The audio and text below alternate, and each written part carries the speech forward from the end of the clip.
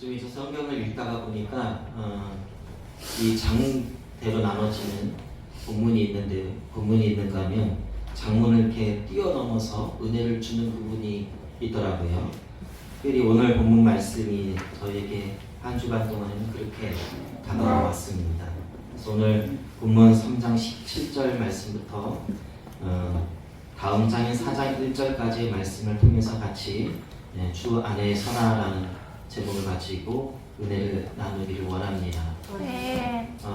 본래 주 안에 서라라고 하는 이 명령은 앞부분에 있는 내용도 포함되지만 그 뒤에 따르는 4장 2절부터 그 권면의 말씀을 하면서 사도 바울이 빌립보 교회의 성도들에게 주 안에 설 것을 권면했던 내용이기도 합니다. 그러나 오늘은 그 부분만 보지 않고 그 앞부 부분을 견주어서 같이 17절 말씀부터 쭉 같이 이어서 보기를 원합니다. 우리가 읽은 빌립보서 3장에 있는 내용 앞부분에는 율법에 관련되어 있는 내용이 나오고, 오늘 우리가 읽은 17절부터 읽어지는 이 내용은 도덕을 별로 받아들이지 않는, 도덕을 폐하는 사람들의 모습을 따르지 말라라는 명령으로 우리들에게 권면해 주는 내용입니다. 앞부분에 그래서 사도 바울은 우리가 읽지 않은 3장 1절부터 내용을 보면 할례 문제를 언급하고 있지요.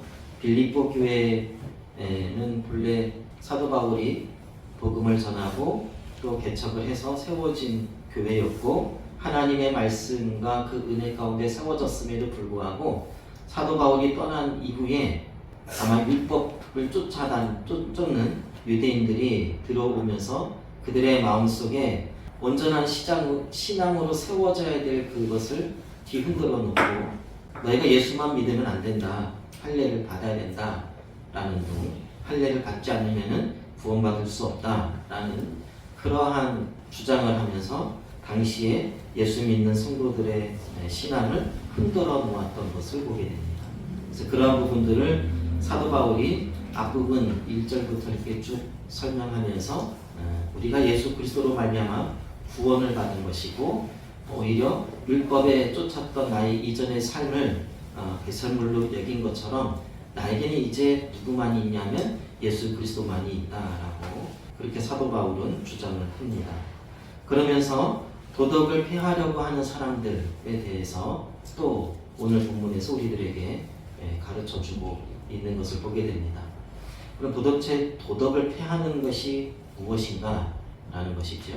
두 가지로 찾아볼 수가 있는데, 첫 번째로는 아예 율법을 무시하는 것을 말하는 겁니다. 율법을 무시하는 것. 하나님의 말씀을 지키고 따라 하나님의 거룩한 백성으로 살아가는 것을 아예 무시하는 그런 것을 말하는 겁니다. 두 번째로는 하나님의 은혜에 너무 감격한 나머지 더 이상 다른 것이 필요 없다, 구원에 이르는 것에 있어서는 주님의 은혜 외에는 없다라고 주장을 하면서 일상의 삶 속에서 방종의 삶을 살아가는 사람들을 지칭할 수가 있는 것이죠. 여기서 볼 때 이 두 번째 부류의 사람들을 사도 바울은 지목했던 것 같습니다. 하나님의 은혜에 너무 감격해서 그 감격한 나머지 일상의 모든 삶을 저버리는 그러한 사람들이 있습니다. 이렇게 얘기하니까 도대체 무슨 말인지 이해가 잘 안 가시죠? 쉽게 말하면 이렇습니다. 예수님이 십자가 위에서 우리들의 모든 죄를 피 흘려 죽으셨기 때문에 이제 우리는 더 이상 죄인이에요, 아니에요? 아니에요. 그죠? 그래, 여기서부터 이제 문제가 발생이 됩니다. 죄인이 아니기 때문에 더 이상 우리는 뭡니까? 의인이죠. 네. 예수 그리스도를 믿음으로 의인이 됐어요. 여기서 의인이 된 것을 어떻게 증명하실래요? 십자가. 그러니까 십자가, 보혈의 피. 보혈의 피.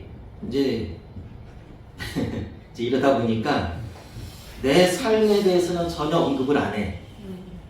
의인된 삶에 대해서 예수 믿는 사람들이 내 삶을 어떻게 살든지 상관없어요. 구원받는 데는 뭐가 필요해요? 예수님의 보혈의 피만 필요해. 내 삶은 그냥 자기 마음대로 사는 거야. 그러지 말라는 겁니다. 네. 지금 이게 오늘 본문의 내용이 바로 그 말씀인 겁니다. 네. 그러니까 여기서 우리가 짚고 넘어가야 될 부분이 18절에 언급되어져 있는 십자가의 원수라고 그렇게 사도 바울은 표현을 하고 있는데, 이 부분은 좀 이따가 다시 나누기를 하고, 바로 이러한 부분에 대해서 사도 바울은 그렇게 너무 은혜에 감싸져서 우리가 죄악된 삶을 내 마음대로 살아가는 것을 그렇게 살지 말아라 라고 사도 바울은 권면하고 있는 것이죠. 네. 그러기 전에 17절 말씀에 뭐라고 하고 있냐면, 너희는 나를 본받는 자가 되라. 또 우리를 본받는 자가 되라. 나를 본받고 또 나에게서 배운 사람들의 모습을 잘 지켜보고 그들 또한 본받아라 라고 사도 바울은 권면하고 있습니다. 이 부분에 대해서 고린도전서 11장에서도 똑같이 언급하고 있는데, 내가 그리스도를 본받는 자가 된 것 같이 너희도 나를 본받는 자가 되라, 이렇게 명령하고 있어요. 이렇게 보면 사도 바울이 참 교만하다라는 생각이 들어요. 그냥 이렇게 텍스트만 딱 봤었을 때는 자기가 얼마나 잘났길래 나를 따르라, 나를 본받아라, 그렇게 말할 수가 있을까, 그렇게 생각할 수가 있는데, 사실상 이러한 모든 글을 편지로 쓸 때에 사도 바울의 심정은 눈물로써 그 성도들에게 이러한 모든 것들을 이렇게 명령하고 있는 것이죠. 즉 그냥 나 이렇게 잘났으니까 너 나 잘난 모습을 따라, 그런 게 아니라 정말 막 애절한 마음으로 네. 나도 십자가를 따라가고 있으니 당신들도 나를 따라서 십자가 우리 같이 지금 가십시다, 그렇게 부르짖는 거예요. 그런 네. 내용입니다. 네. 그래서 18절 말씀에 내가 너희를 향하여 눈물로 이 글을 썼고 권면했고 말했다라고 사도 바울은 이야기를 하는데, 바로 그렇습니다. 지금 사실상 사도 바울이 빌립보 성도들에게 편지를 쓸 때 편지를 쓰는 장소가 어디냐면 감옥이었어요. 복음을 전하다가 감옥에 갇힌 상황이었었고, 네. 그 상황 속에서 빌립보 교회 성도들이 너무 불안해하고 있으니까 그들을 위로하고 그들에게 힘을 주기 위해서 이 펜을 든 거거든요. 그러면서 그들이 온전하게 신앙 안에서 서지 못하고 잘못된 사조에 의해서 흔들렸던 그 성도들을 바르게 세우기 위해서 오늘 이 3장에서 이렇게 할애를 해서 내용을 쓰고 있는 겁니다. 제가 방금 전에도 말씀드렸듯이 3장 17절부터 언급되어져 있는 이 내용은 도덕을 폐기하려고 했었던 사람들을 거부하고 하나님의 백성으로서 올바르게 살아야 될 것을 권면하고 있다라고 말씀을 드렸어요. 자, 그러면은 도대체 도덕을 폐기하는 사람을 사도 바울은 뭐로 표현을 했냐면은 18절, 19절 말씀을 우리가 읽어봐야지 조금 이렇게 쉽게 이해가 될 것 같아요. 성경책 안 닫으셨죠? 네. 18절, 19절 말씀입니다. 우리 같이 읽도록 하죠. 자, 시작. 내가 여러 번 너희에게 말하려거니와 이제도 눈물을 흘리며 말하노니 여러 사람들이 그리스도의 십자가의 원수로 행하느니라. 그들의 말씀은 열방이요 그들의 신은 괴로 그 영광은 그들의 부끄러움에 있고 땅의 일을 생각하는 자라. 아멘. 여기서 보면은 십자가의 원수가 되어진 사람들이 많다, 그렇게 사도 바울이 이야기를 하고 있어요. 당시에도 그 영지주의자들이라고 해서 너무 금욕주의에 빠진 사람들이 있는 반면에, 또 어떤 일부 사람들은 예수 그리스도를 믿어 내가 구원을 받았으니 이제 더 이상 나는 이제 완전히 구원받은 자, 하나님 앞에 의인이 되었으니 이제 마음대로 살아도 된다, 그 생각하는 일부 사람들이 있었다는 거예요. 그래서 내가 생각하는 대로, 내가 원하는 대로, 내 계획대로 살아도 이미 나는 뭘 받았다? 구원받았다, 그렇게 생각했던 것이죠. 일종의 자신의 삶을 방종의 삶으로 그렇게 이끌었던 사람들이 있었다는 거예요. 그러면서 그들의 삶 속에 이 모든 것들은 다 무엇으로 이루어졌느냐? 우리 주님의 은혜로 주어진 것이기에 괜찮다, 그랬던 거예요. 은혜로 다 포장을 해버린 거예요. 불법을 행해서 어떤 이익을 얻어도 이건 주님의 은혜다. 남에게 사기를 쳐서 어떤 이익을 얻어도 이것도 주님의 은혜다. 이렇게 돼버리는 거예요. 이때 당시에 사도 바울이 빌립보 교회에 편지를 보낼 당시에 그런 사람들이 있었다라는 겁니다. 그래서 사도 바울은 그러한 사람들을 뭐로 표현했냐면 십자가의 원수들이다라고 표현한 거예요. 진짜 은혜를, 하나님이 주신 그 은혜를 제대로 깨닫지 못하고 정말 주님의 선하신 뜻을 그들이 깨닫지 못하고 자기 마음대로 판단하고 자기 마음대로 신앙생활하는 그러한 모습들을 가졌다는 것이죠. 그럼 십자가의 원수들이 가지고 있는 특징이 오늘 세 가지가 언급되어져 있어요. 오늘 본문에 보니까 19절 말씀에 언급되어져 있는데, 첫 번째로 그들의 신은 배요, 이렇게 말씀하고 있어요. 그들의 신은 배요. 그들이 믿고 있는 신은 뭐다 하면 배다, 그런 표현인 거예요. 이것은 처음에 이걸 그냥 문자적으로 봤었을 때는 먹는 것으로 생각을 했어요.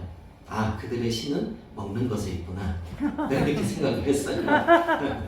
그런데 원어를 잘 살펴보니까 이것은 그런 게 아니라 쾌락주의를 말하는 거예요. 그들의 신은, 그들이 추구하는 것은, 그들이 간절히 알아보고 앙망하는 것은 쾌락이다. 그래서 하나님 앞에서 하나님을 사모하는 것이 아니라 자기들의 배를 더 채우려고 하는, 자기들의 쾌락을 채우려고 하는 그들의 모습을 소개해주고 보여주고 있는 것이죠. 우리 성경 한 구절을 같이 찾아보도록 하겠습니다. 어디로 찾냐면요, 고린도전서 6장 12절 13절 말씀입니다. 고린도전서 6장 12절 13절 같이 읽도록 하겠습니다. 자, 시작. 모든 것이 내게 하나 다 이익한 것이 아니요 모든 것이 내게 하나 내가 무엇이든지 배이지 아니하니라. 음식은 배를 위하여 오고 배는 음식을 위하여 있으나 하나님은 이것저것을 다 해하시리라. 몸은 하나를 위하여 있지 않고 오직 그를 위하여 있으며 주는 몸을 위하여 계시느니라. 아멘. 보세요.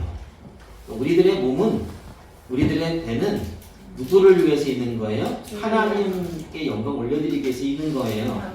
그런데 이 도덕 회계론자들은 어떻게 했느냐면은 그 배가 마치 신인 것만, 하나님의 그것을 추구하며 살았다는 거예요. 오늘 여기서 고린도전서에서는 먹는 것을 이야기를 하고 있죠. 먹는 이야기를 하고 있지만 엄밀하게 따지면 그 먹는 것이 우리들의 모든 것에 있어서 다가 아니다라는 거예요. 그게 주가 아니라 우리들이 바라봐야 될 것은 우리 주님이시다라는 거예요.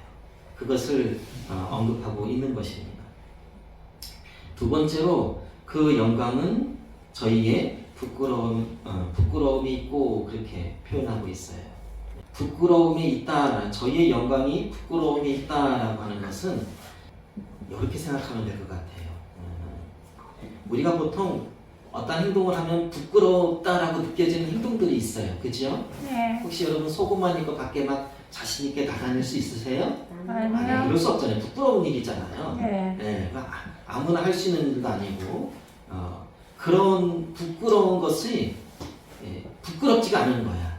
아주 당당한 거야. 아, 내 마음대로 그렇게 입고 다니겠다는데 누가 나를 탓해? 하면서 그렇게 살아가는 삶의 모습인 것이죠. 이게 바로 두 번째 이 십자가의 원수된 자들의 모습의 두 번째 특징이다라는 거예요. 그러니까 우리가 일상적으로 봤었을 때 분명히 저것은 부끄럽고 하지 말아야 하는 행동인데 아주 그냥 빠듯하게 자신 있게 그게 떳떳한 것처럼 행동하는 그러한 모습의 삶의 모습을 보여줄 그런 것이죠.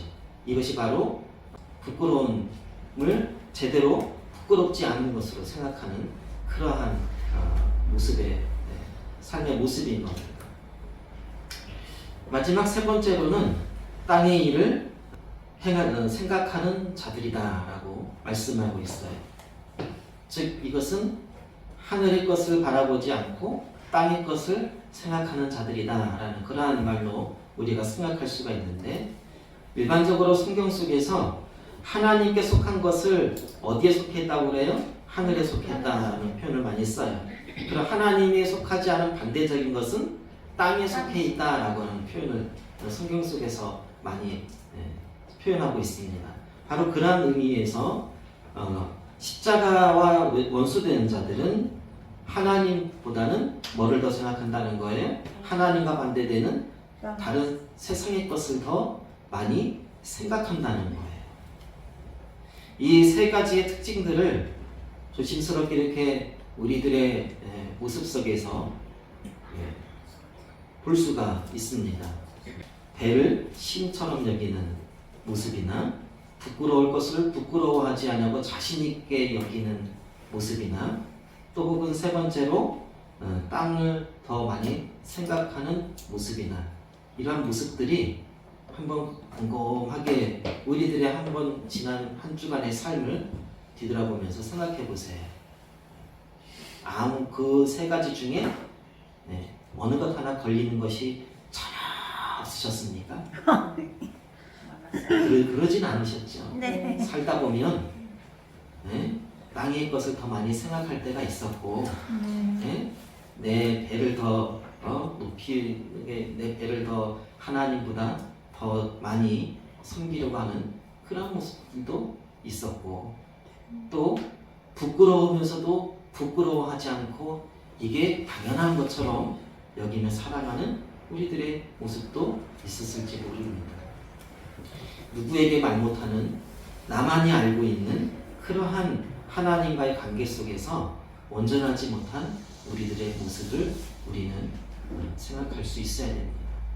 이게 바로 십자가와 원수된 자들의 모습입니다.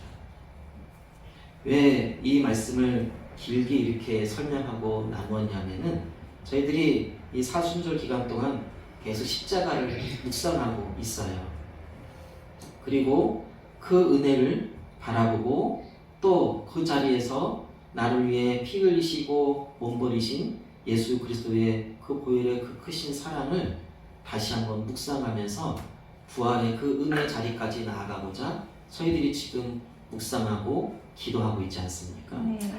자, 그런데 그러한 상황 속에서도 나는 과연 우리가 아까 전에 다루었듯이 은혜라는 것에 포장하여서 나의 삶은 뒤돌아보지 않고 오로지 십자가의 은혜만 생각을 하는 거예요. 내 삶은 어떻게, 누가 어떻게 판단하든 관심도 없어. 그냥 내 입맛에 맞게 내가 살아가는 데 있어서 내 이익만 주어진다면 다 주님의 은혜야. 이게 우리들의 혹시 삶의 모습 속에 만연되어져 있다고 한다면 이것은 엄청나게 큰 죄입니다. 하나님은 내 이익을 위해서 존재하시는 분이 아니십니다. 하나님은 나를 내가 좋은 감정에 가질 수 있도록 존재하시는 분이 아니십니다. 때로는 불편한 감정을 주실 때도 있어요. 때로는 내 이익을 다 빼앗아 가실 때도 있어요. 우리는 그런 부분에 있어서는 은혜를 못 받았다, 그렇게 표현을 해요. 그러한 이익이 없거나 나에게 좋은 감정이 주어지지 않으면 우리는 은혜를 못 받았다, 그렇게 생각들을 해요. 그거 아닙니다. 십자가의 은혜 한번 곰곰하게 생각해 보세요. 원래 거기 누가 달려 있어야 돼요? 내가 달려 있어야 돼요. 원래 내가 받아야 될 고통인 거예요. 그런데 누가 대신 지신 거예요? 예수님이 지신 거예요. 제가 십자가의 원수라고 하는 이 단어를 한 주간 동안 묵상하면서 사도 바울이 이 표현을 어떻게 해서 이 표현을 썼을까 곰곰이 생각해 보니까, 예수님? 그럼 당신이 당연히 달려야 될 거야. 이제는 내 맘대로 살게. 딱 그 짝인 거예요. 당신은 나를 위해서 왔지? 그러니까 당신 거기 달려 있어. 나는 내 맘대로 살게. 그거인 거예요, 그게. 생각해 보니까. 한 주간 동안 묵상해 보니까 그래 놓고서는 나에게 이익이 있으면 은혜래. 이제 나에겐 죄가 없대. 그래서 내 마음대로 막 살아요. 이것은 진정한 제대로 된 신앙이 아닙니다. 네. 진정한 신앙은 거기에 예수님이 죽으실 때 나도 죽어지는 거예요. 내가 그 고통에 같이 동참해야 되는 거예요. 예수님이 채찍에 맞으실 때 나도 채찍에 같이 맞아줘야 되는 거예요. 그것이 우리가 실제로 그렇다고 채찍에 맞으라는 게 아닙니다. 그러나 같은 감정을 느낄 수 있어야 돼요. 근데 우리는 그 감정은 다 제외해버린 채, 야, 예수님이 나를 위해서 죽으셨대. 이제 무조건 나는 구원 티켓 끝. 그러면서 이제 마음대로 사는 거예요. 교회만 나오면 다 되는 줄 아는 거예요. 아닙니다. 사도 바울이 얘기하고 있는 게 바로 이 부분이에요. 이 십자가의 원수된 자들을 본받지 말라는 거예요.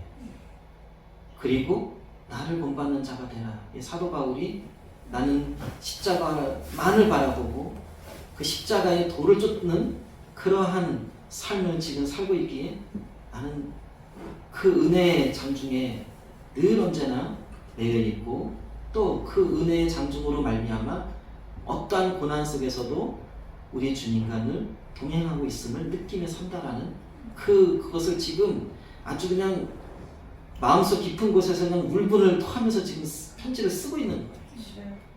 이 자리에서 편지 쓰고 있는 자리가 어디예요? 감옥이라고 그랬잖아요.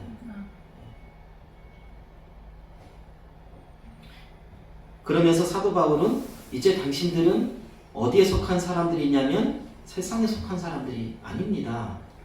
여러분들의 존재의 위치는 비록 땅을 지금 발로 디디고 살고 있지만 그러나 진짜 여러분들의 본질은 어디 있냐면 하늘에 있는 하늘의 시민권을 가진 사람들입니다. 라는 것을 지금 20절, 21절에서 다시 언급해주고 있는 거예요. 그리고 우리는 이 본문을 읽을 때 이 앞부분은 쏙 빼놓고 하늘의 시민권만 있는 줄로 생각하고 그냥 이제 나는 천국 티켓 끝 그렇게 생각을 하며 묵상할 때가 참 많이 있었다는 거예요. 이 천국 시민권에 대한 이야기를 하게 된 동기가 그 앞부분에 있는 거죠. 사랑하는 성도 여러분, 우리는 천국 시민권을 가진 사람들입니다. 우리는 그것을 믿습니다. 네. 자, 천국 시민권을 가진 사람들은 어떤 사람들이에요? 예수 그리스도의 오심을 기다리는 사람들이에요. 네. 이게 20절에 나오는 내용이에요. 천국 시민권을 가진 사람들은 누가 오기를 기다려요? 예수님이 오시기를 기다리고 그걸 바라보는 사람들이에요. 다시 오실 예수님을 기다리는 사람들. 여러분, 다시 오실 예수님을 기다리는데 어떻게 기다리겠어요? 신부. 요즘에 종말론에 대한 설교들을 한국교회에서 지금 잘 안 해요. 왜냐하면 잘못하면 이단 얘기 들을까봐 그러신지는 몰라도 잘 안 해요. 여러분 설교 들으실 때 요한계시록 뭐 그렇게 설교하는 거 잘 못 들으셨죠? 예배 많은 이제 방송에서도 하지만 잘 들을 수가 없어요. 종말에 대한 얘기를 잘 언급을 안 해요. 그러나 예수님은 반드시 오셔요. 네. 언제인지는 모르지만 오셔요. 우리가 그분을 기다리는 자세로 살아야 돼요. 아멘. 여러분 혹시 어렸을 적에 소풍 갈 때 혹시 기억들 나십니까? 네. 기다려. 저도 그 소풍 갈 때 한 달 전, 2달 전부터 기다렸던 기억이 나는데 어렸을 적에 초등학교 다닐 때 소풍 간다고 그러면은 언제 가나 어디 가나 그것을 막 하루하루 기다렸던 기억이 납니다. 네.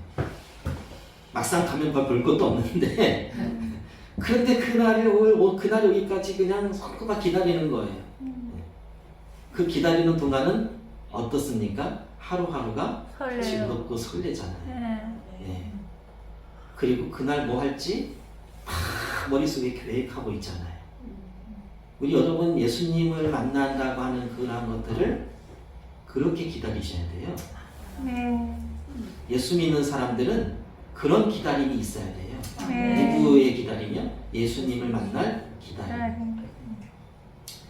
저희 예담교회 그 연세 많이 드신 우리 한원생 목사님께서 몇 번 우리 예담교회 오셔서 설교하셨었잖아요. 그 목사님이 가끔 가다가 저에게 이렇게 하시는 말씀이 있는데, 항상 새벽에 기도하실 때 이렇게 기도하신대요. 나의 죽음을 위해서 기도하신다는 거예요. 네. 그것은 굉장히 오래되셨대요. 그 죽음을 위해서 기도한다는 것은 곰곰이 생각해보니까 종말론적인 참 신앙이더라 생각이 들었어요. 주님과 만날 것을 준비하시는구나. 그것을 실제적으로 기도하면서 그렇게 기다리고 계시는구나. 얼마나 그 기다림이 기쁘고 즐거울까. 그런 생각을 가끔 해보게 돼요. 그런데 예수 믿지 않는 사람들은 죽음을 어떻게 생각할까요? 두려워해요. 언제 끝날지 모르는 나의 삶을 굉장히 두려워합니다. 그러나 정말 예수님을 제대로 믿는 사람들은 나의 죽음 이후에 만날 그 예수님을 위해서 살아가는 거예요. 그러니 그 삶이 어떻겠어요? 땅을 보겠어요? 아니면 나의 쾌락을 쫓겠어요? 주변 사람들을 돌보지 않고 주변 사람들은 생각 안 하고 아무리 부끄러워도 내 맘대로 살겠다 그렇게 살겠어요?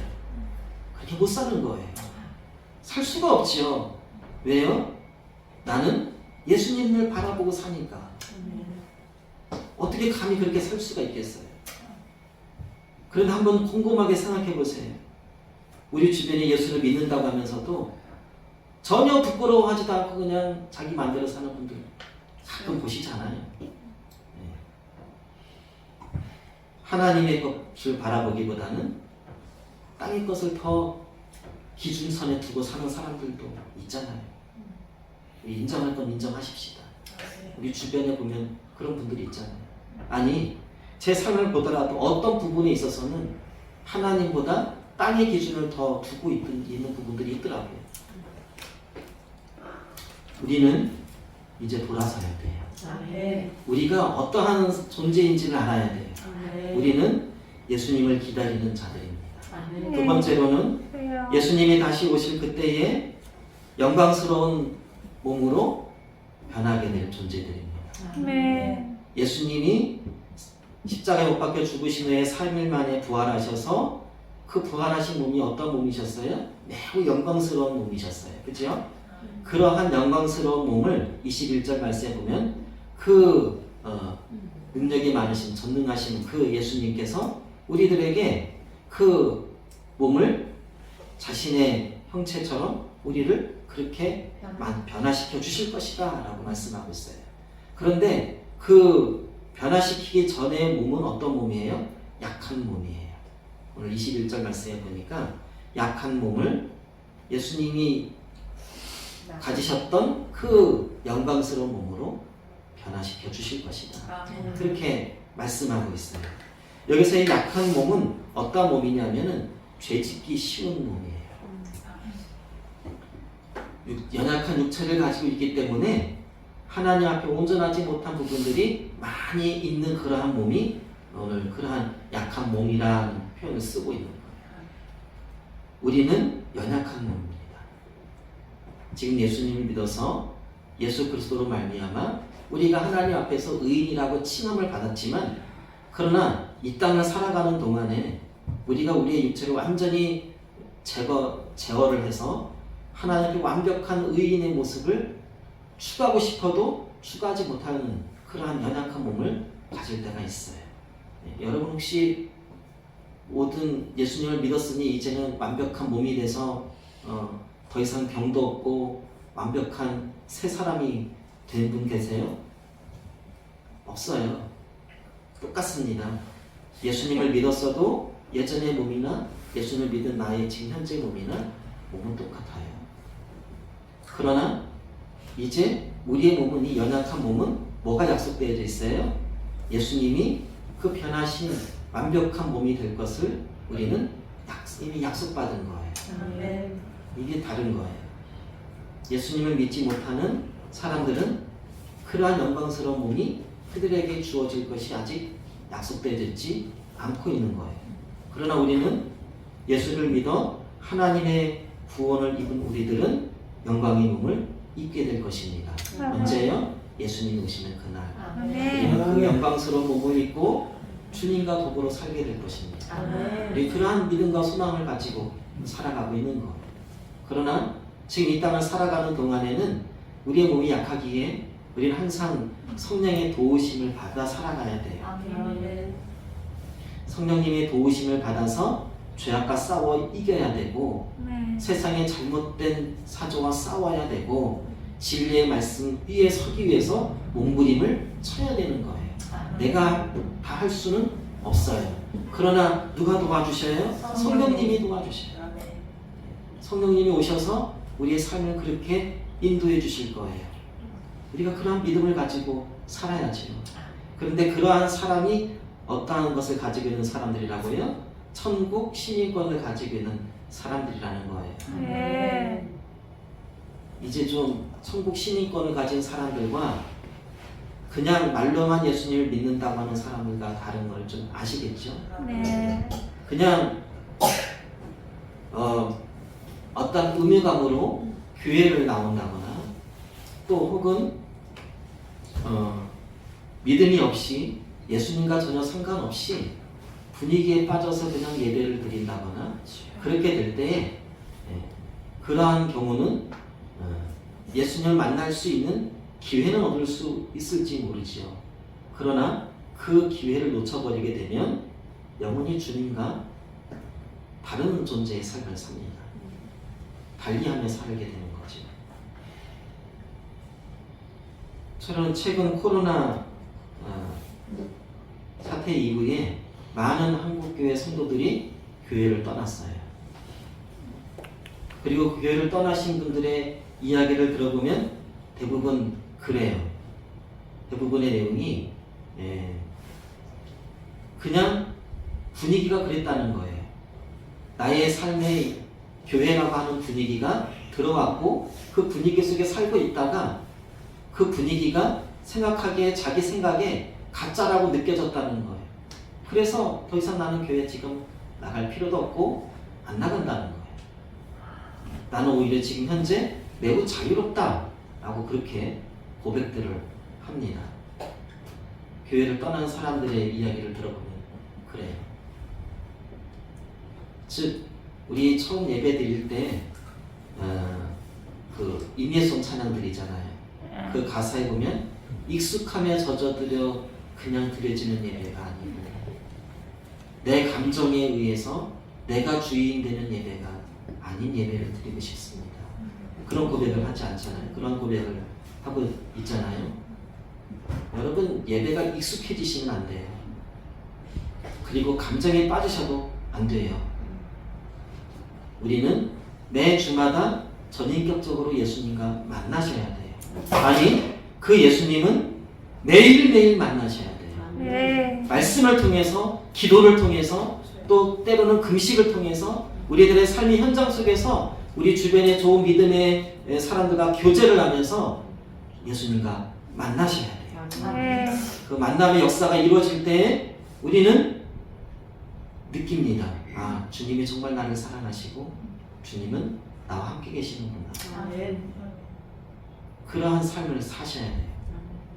그럴 때만이 우리 주님의 오심을 기다릴 수가 있고 우리의 몸이 언젠가는 지금은 연약하고 부족해서 병이 들 수 있는 몸이고 우리 신체가 약해져서 제대로 사용할 수 없는 그러한 몸이랄지라도 언젠가는 우리 주님이 오시는 그날에 우리가 완벽한 몸을 입게 될 것임을 소망하고 살아갈 수가 있는 것입니다. 그러한 놀라우신 은혜가 여러분과 저에게 있기를 원합니다. 그러면서 4장 1절 말씀에 우리 주님의 완전한 것에 거하기를 사도 바울은 권면하고 있는 것이죠. 우리가 이 땅을 살아가면서 주님의 온전하심 속에 우리가 거하는 그 위에 서 있는 그래서 하나님 앞에 온전한 믿음과 또 바른 신앙을 가지고 살아가는 여러분과 제가 되기를 우리 주님의 이름으로 축복합니다. 네.